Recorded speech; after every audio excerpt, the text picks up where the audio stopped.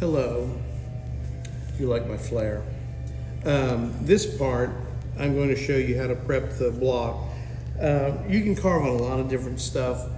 I like to use the MDF 1/2 inch, just because you can get it at the lumber yard pretty easily. You can certainly use linoleum backed or unbacked, but you got to special order that stuff. And you can get this stuff pretty cheap. So I'm going to show you how to put a drawing on your block. A couple of different ways. You can start out with a pencil sketch here. Trying to do a portrait of my late mother.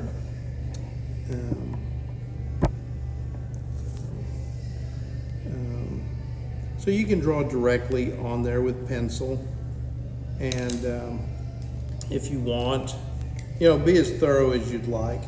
Then you can come back with a Sharpie, if you'd like, on there. Or one of my other things that I like to do is use a little bit of India ink and a brush. And sometimes I just like the freeness of using a brush and ink. And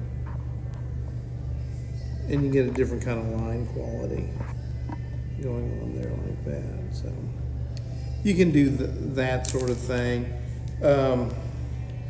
If you have an image that you want to put on there that you've gotten off the worldwide interwebs, or you've done a drawing that you want to be a little more accurate about, like I've done here, you can transfer it onto the block also. I just used a little printout here, and I just take a piece of graphite or some pencil, and I just do a rubbing on the back side of it, just to get some graphite on it, or pencil. And then I just place it on my block like this. Usually lock it down like that.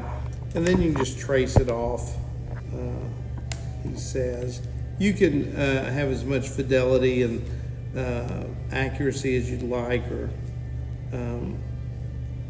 I'm usually not that specific about things. If I can get something reasonable,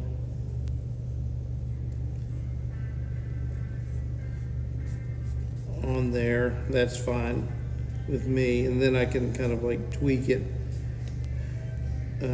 once the image is traced on there.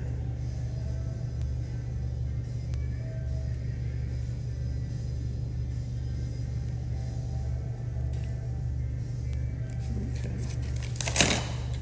So there we have like a pretty light drawing on there, but I can always come back with either a marker or my brush.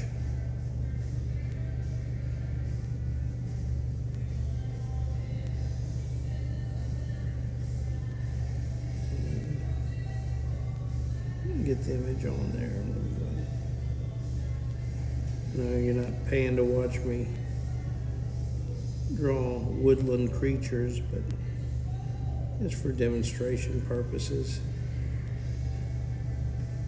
So kind of get the basics in here and kind of tweak it up later.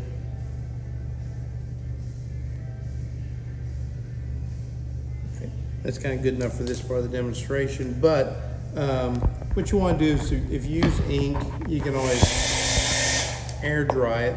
And I always like to coat it with a little bit of acrylic, just so when I cut it, I can see where I've been.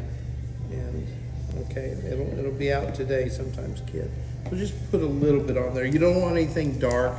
On a couple of these other ones, I've used a blue, as long as you can see through it. So use old key card, credit card, ID, shoehorn if it's flat. Scrape it on there, and then take a paper towel and just buff it on there.